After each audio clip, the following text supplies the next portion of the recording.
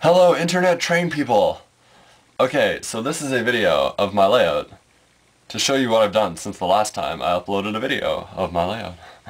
And I haven't done all that much. I put down some more scenery like grass and ground foam, all that, and finished off my station. Still need to weather some stuff, put some trees in, but for the most part I've done most of the scenery, so I'll just make a video here, show you what I've done.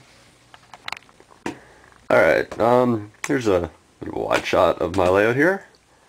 As you can see, I got most of the grass and everything down.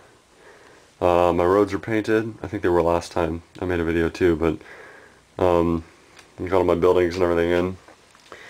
All my cars and little people. And got my station here. This platform and building.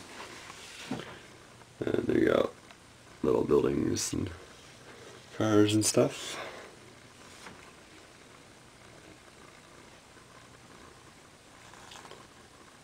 Show you some of the stuff I've got here. I got my mountain over here, which was again there last time.